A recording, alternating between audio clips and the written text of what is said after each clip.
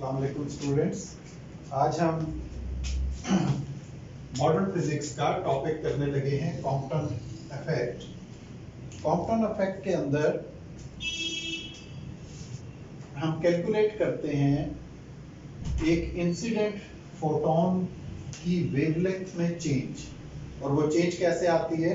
वो चेंज आती है इंक्रीज होके कि जब एक इंसिडेंट फोटोन किसी इलेक्ट्रॉन से कोलाइड करता है जो कि पहले से रेस्ट पे है, तो उससे कोलाइड करने के बाद एक तो वो अपनी डायरेक्शन चेंज कर लेता है और दूसरे उसकी फ्रीक्वेंसी भी चेंज होती है, एनर्जी भी चेंज होती है और वेवलेंथ भी चेंज हो जाती है। तो वेवलेंथ उसकी इंक्रीज कर जाती है। तो इसलिए बिल्कुल शुरू में हम ये लिख देते हैं इसके लिए a process to calculate increase in wavelength.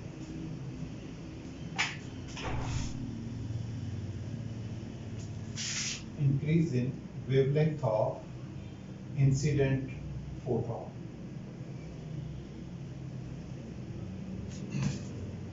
तो ये तो कॉम्पटन इफेक्ट को हमने सिंपल एक लाइन में डिफाइन कर दिया। अब इसकी एक्सप्लेनेशन जो हम आज करेंगे वो बोर्ड के पॉइंट ऑफ व्यू से है कि खासतौर पे फेडरल बोर्ड और पंजाब बोर्ड की जो बुक्स हैं और केपी के बोर्ड की, इन बुक्स के अंदर इसकी फुल डेरिवेशन नहीं है। उस डेरिवेशन को थोड़ा सा कट शॉर्ट किया गया है, तो हम वो डेरिवेशन अभी इस पे करवाएंगे। आपने इसी को तैयार करना है, बोर्ड में इसी को लिखना है। अगले लेक्चर में हम इसकी कंप्लीट डेरिवेशन जो है वो रिकॉर्ड कर लेंगे और कंप्लीट डेरिवेशन कुछ बोर्ड्स के अंदर उसकी रिक्वायरमेंट होती है, तो वहाँ के स्टूडेंट उस लेक्चर को फॉलो करें। अब देखें कि इसमें प्रोसेस हो क्या रहा है। एक फोटोन उसी रास्ते पे चलता हुआ हमने एक्स एक्सिस पे ले लिया, जाके कोलाइड करता है एक इलेक्ट्रॉन के साथ। तो गौर से देखें, ब्लू कलर के फोटोन की यहाँ की वेवलेंथ और इस वेवलेंथ में मैंने फर्क रखा है। ये वेवलेंथ शॉर्ट है और ये वेवलेंथ उसकी निस्बत लॉन्ग रखी, यानी इंक्रीज हो गई। कोलिजन करने के बाद ये एक्स एक्सिस के साथ एक सर्टेन एंगल थीटा बनाते हुए डायरेक्शन भी चेंज कर गया। इलेक्ट्रॉन जो पहले से रेस्ट पे था, इसके साथ कोलिजन लेने की वजह से वो भी एक और डायरेक्शन में मूव कर रहा है, उसने वेलोसिटी गेन कर ली और वो एक्स एक्सिस के साथ एक और एंगल सर्टेन एंगल फाई बनाता हुआ जा रहा है। अब इस डायग्राम को हम पूरा करते हैं। पहला स्टेप ये है कि ये बेसिक डेफिनेशन लिखने के बाद आपने इस डायग्राम को मुकम्मल करना। मुकम्मल कैसे करना है? बनाने में डायग्राम मुकम्मल है। इसमें इंसिडेंट फोटोन की एनर्जी, इसको हम E कहेंगे, ये HF की, और स्कैटर्ड फोटोन की एनर्जी को E प्राइम या HF प्राइम कहते हैं। इसके मोमेंटम को HF by C, ये मोमेंटम का फार्मूला है फोटोन के, और बाद में जो इसका मोमेंटम है P प्राइम, उसको HF by C कहते हैं। HF प्राइम by C कहते हैं। इसी तरह इलेक्ट्रॉन के लिए अगर हम लिखते हैं तो इनिशियली ये रेस्ट पे है, तो इसका मोमेंटम जीरो है। इलेक्ट्रॉन का मोमेंटम के साथ E डाल दिया हमने, जीरो है। और एनर्जी इसकी वो m0c², rest mass energy m0c²। Collision के बाद मूव करते हुए इसकी एनर्जी चेंज होके हो गई mc²। पहले m0 रेस्ट मास, बाद में रिलेटिविस्टिक मास m ले लिया इसका, और मोमेंटम बाद में p प्राइम, इसका मोमेंटम हो गया m। इसने v वेलोसिटी गेन कर ली और मास इसका वही रिलेटिविस्टिक मास वो ले ली। ये पैरामीटर्स इसके ऊपर जो हमने लिखे हैं, ये नेक्स्ट पैराग्राफ में आपने इसी तरह लिख देने हैं। इसको कहते हैं कंप्लीट डायग्राम बनाना, और उसी डायग्राम को लिख देना। दोबारा सुन ले। An incident photon when collides with an electron at rest, its energy and momentum changes as shown in the figure. Also, electrons energy and momentum also changes. which is also written on the diagram. आप इस तरह कह के इसको मुकम्मल करते हैं। अब देखें कि इसके ऊपर हम कैलकुलेशन डेरिवेशन इसकी कैसे करेंगे। इसकी डेरिवेशन हम इस तरह से करेंगे कि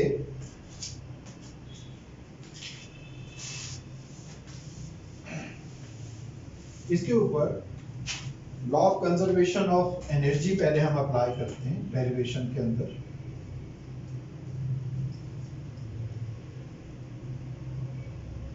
according to law of conservation of energy,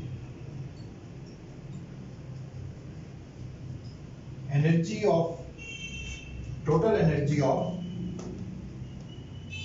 photon and electron is equal to total energy after collision। तो बिफोर कोलिजन इनकी एनर्जीज क्या है, गौर से देखें, वो है HF प्लस m0c²,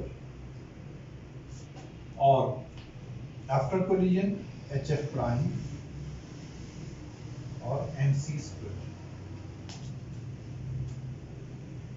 तो ये आपके पास एक इक्वेशन नंबर 1 आ रहा है। फिर हम according to law of conservation of momentum equations develop करेंगे। तो अब मोमेंटम चूंकि वेक्टर क्वांटिटी है, एनर्जी स्केलर क्वांटिटी थी, वो एक ही इक्वेशन बन गई। मोमेंटम चूंकि वेक्टर क्वांटिटी है, तो ये फोटोन थीटा एंगल बनाते हुए जा रहा है, तो इसका एक्स कंपोनेंट भी मोमेंटम का बनेगा और वाई भी बनेगा। इसी तरह इलेक्ट्रॉन का भी एक्स कंपोनेंट भी बनेगा और वाई कंपोनेंट भी बनेगा। तो total momentum before collision is equal to total momentum after collision. तो पहले हम लिखेंगे along X axis law of conservation of momentum. Along X axis equation बनेगी मोमेंटम फोटोन का HF/c प्लस इलेक्ट्रॉन तो रेस्ट पे है बिफोर कोलिजन, तो उसका मोमेंटम आ जाएगा 0।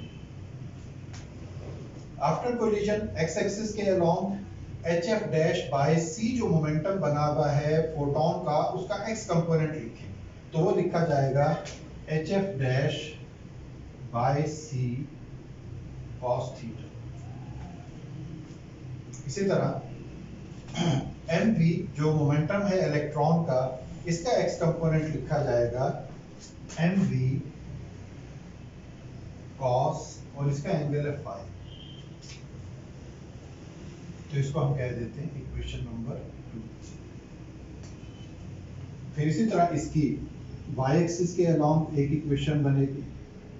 Along y axis momentum, law of conservation of momentum, गौर से देखें, फोटोन का momentum along y axis collision से पहले है ही नहीं, वो बिल्कुल एग्जैक्टली एक्स एक्सिस पे मूव कर रहा है, तो उसका y एक्सिस के अलोंग मोमेंटम 0। इलेक्ट्रॉन है ही रेस्ट पे बिफोर कोलिजन, तो उसका मोमेंटम भी 0। तो 0 + 0 equals to after collision y component HF'/c, इसका फोटोन के मोमेंटम का, उसके साथ साइन का एंगल आएगा, तो हम लिखेंगे HF'/c sin थीटा, जबकि इलेक्ट्रॉन का y कंपोनेंट मोमेंटम का mv sin, उसके साथ यह एंगल फाई। अब उसकी डायरेक्शन है नीचे की तरफ, क्योंकि इलेक्ट्रॉन यहाँ नीचे की तरफ आया, तो इसका ये मोमेंटम, ये वाला कंपोनेंट हम लेंगे नीचे। फोटोन का y कंपोनेंट हमने लिया ऊपर की, तो ये दो y कंपोनेंट एक दूसरे के ऑपोजिट आए, ये बना HF'/c sin थीटा, ये बनेगा mv sin फाई। तो ये माइनस के साइन के साथ लिखा जाएगा, क्योंकि ये उसके ऑपोजिट है। तो ये इस तरह थर्ड इक्वेशन बन गई। अब असल में जो पूरी डेरिवेशन है वो यहाँ से इनको आगे जरा सा डिफिकल्ट मैथमेटिक्स में ले जाके और स्टेप बाय स्टेप सॉल्व करके फिर हम एक इक्वेशन तक पहुंचते हैं, लेकिन आपकी बुक ने उसको स्किप कर दिया, और स्किप करने की वजह से हमने ये करना है कि by using all these three equations we get। तो हम क्या गेट करते हैं, वो इक्वेशन उन्होंने डायरेक्ट लिख दी, उसको आपको फिर जब आप डिराइव करते हुए नहीं जा रहे तो उसको याद करना पड़ेगा कि वो इक्वेशन क्या लिखी। By using all these three equations, तो क्या चीज गेट हुई, वो नई इक्वेशन गेट हुई by using equations 1, 2 and 3, we get 1 over f dash equals to 1 over f plus h over m naught c square into 1 minus cos theta। ये equation बन के आती है, ये आपको रटनी पड़ेगी क्योंकि आपने दरमियान की डेरिवेशन सारी छोड़ दी, बुक ने भी छोड़ दी, केपीके, पंजाब, फेडरल में जो बुक यूज हो रही है। तो हम बच्चों को मुश्किल में नहीं डालना चाहते, जो बुक में आया है उसी पे, जो हम खुद फेडरल बोर्ड में मार्किंग करते हैं तो उसके मार्क्स नहीं कटते, जब पूरा टॉपिक आएगा आपने इसी तरतीब से लिखना है। लेकिन आप चूंकि दरमियान के स्टेप्स छोड़ दिए तो आपको समझ नहीं आएगी कि ये इक्वेशन बनी कैसे है, तो इसको आपको याद करना पड़ेगा। फर्दर इसको आगे फिर हम सॉल्व करेंगे और कुछ रिजल्ट्स निकालेंगे। तो वो इसका क्या सोल्यूशन है, हम स्टेप बाय स्टेप इसको देखते हैं। मल्टीप्लाइंग अबव इक्वेशन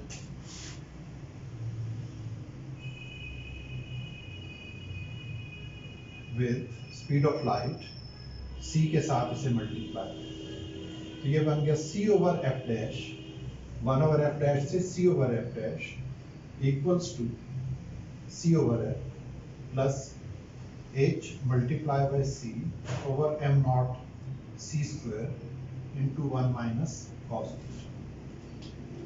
तो यहाँ पे ये c इस स्क्वायर से कैंसिल हो गया और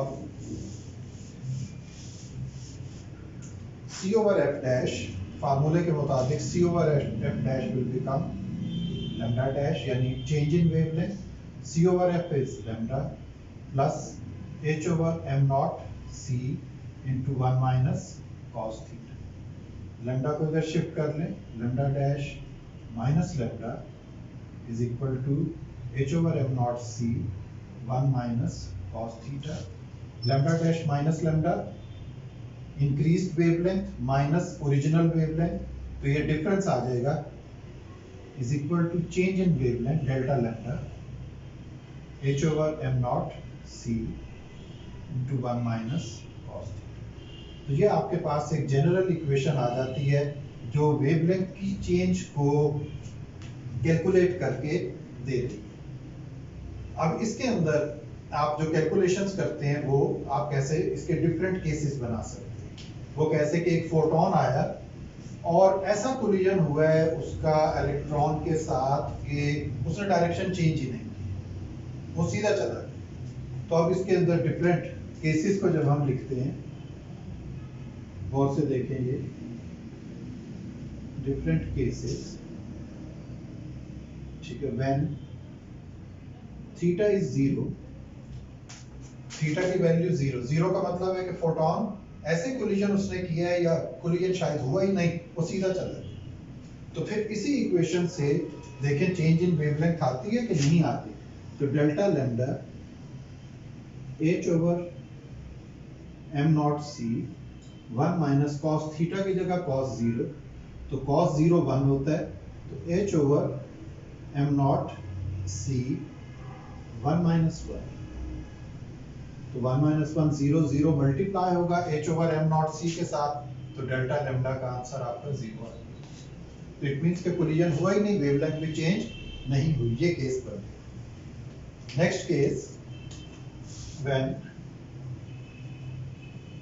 थीटा इज 90 डिग्री, ऐसा कोलिजन हुआ है कि फोटोन टकरा के इससे यूं सीधा ऊपर चला गया, तो उसने 90 डिग्री एंगल बना लिया अपनी ओरिजिनल डायरेक्शन के साथ जो उसकी पहले थी। तो अब डेल्टा लैम्डा में क्या change I, delta lambda is h over m not c 1 minus cos 90, cos 90 चूंकि 0 होता है तो 1 माइनस 0 1 रह गया, तो h/m0c रह गया। तो इसमें जब आप वैल्यूज पुट करते हैं, flex constant 6.6, 3 into 10⁻34, 9.11 10⁻31, rest mass of electron, speed of light 3 into 10⁸8। एक बार में ये वैल्यूज लिख देता हूँ, आहिस्ता आहिस्ता आपको ये याद हो जाएंगी मॉडर्न फिजिक्स में वैल्यूज।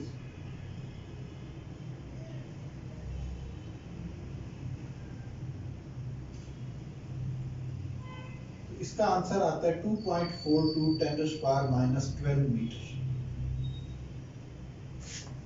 जिसको कॉम्पटन शिफ्ट हम कहते हैं। ये कॉम्पटन की चेंज है जो यहाँ पे ऑब्जर्व हो रही है। तीसरा केस अगर हम इसमें डेवलप करें तो वो अब आपके होमवर्क के लिए, इसमें 180 पुट करें तो cos 180 -1 होता है, 1 माइनस -1 यानी 1 + 1 हो जाएगा, 2 हो जाएगा। तो इसी वैल्यू को 2 से मल्टीप्लाई करने की वैल्यू, तो ये 2.42 से 4.84 into 10⁻⁻12 आप खुद कैलकुलेट करके निकाल सकते हैं।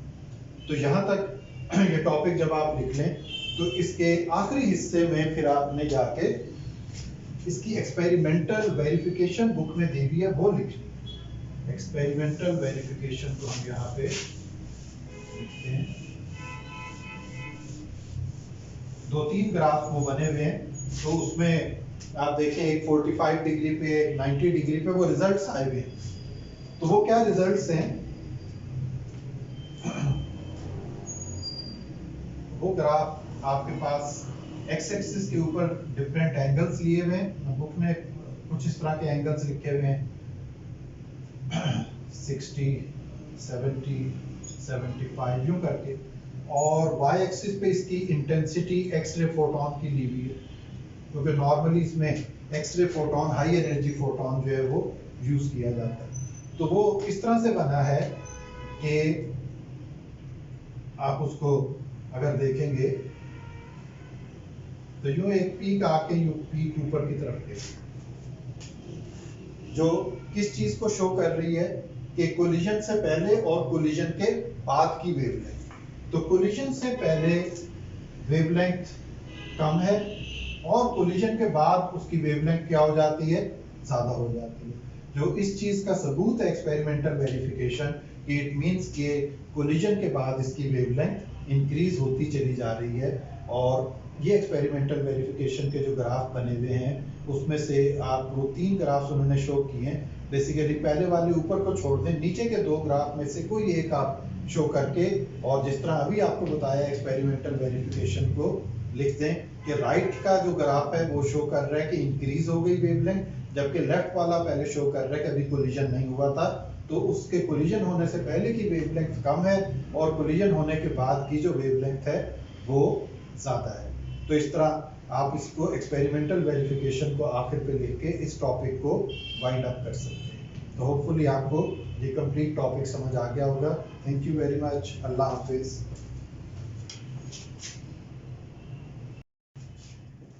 एक्सपेरिमेंटल वेरिफिकेशन में आपके ये चीज ध्यान में रखें कि ये एक्स एक्सिस पे वेवलेंथ है जो पिकोमीटर में गिवन है इसकी, तो वो आपको ये 60 पिकोमीटर, 70, 75, तो ये इसको शो कर रहा है कि ये वेवलेंथ कम है और ये वेवलेंथ ज्यादा है। ये वाली वेवलेंथ इसकी आफ्टर कोलिजन के बाद दी गई है और ये